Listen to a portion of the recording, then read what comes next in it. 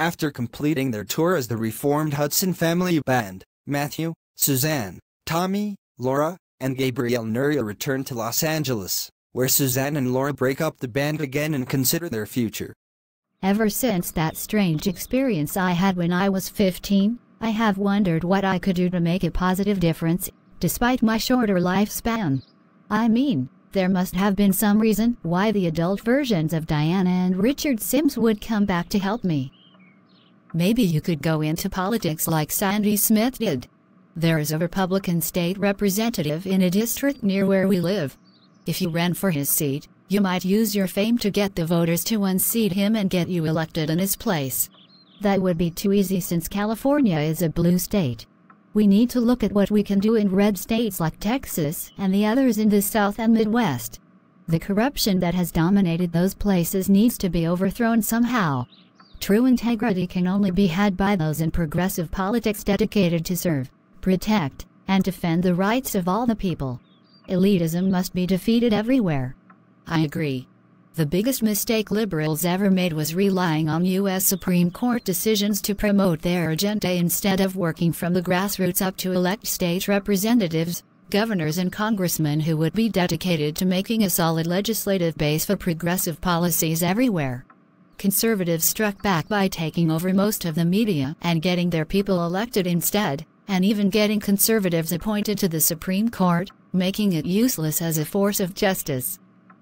Why did we even bother having an American Revolution if we then would allow conservatives to come back and take over America later? If conservatives were consistent, they would be going to London and bowing down to the British monarch and Parliament, but they don't because they are hypocrites.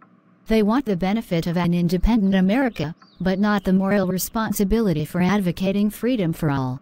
It took 100 years to end slavery, and even longer to make racial minorities truly equal.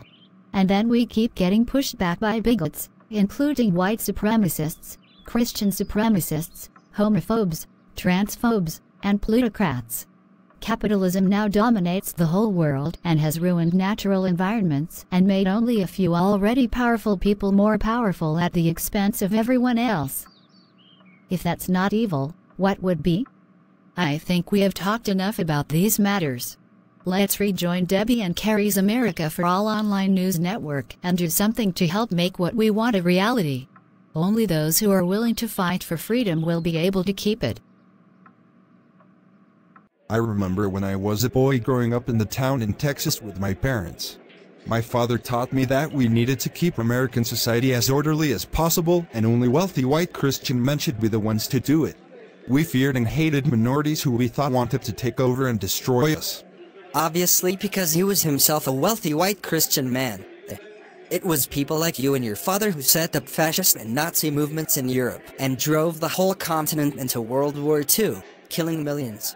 Hitler exterminated Jews in the Holocaust, and today there are so many Americans that want to drive out and exclude people from Mexico and elsewhere, including Muslims and atheists.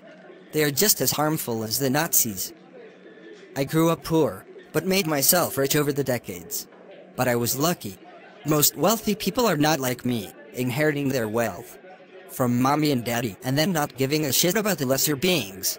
Knowing where I came from, I work hard to give back to the community, even if it means I will never be a billionaire like others who screw over the workers, without whom they would have nothing.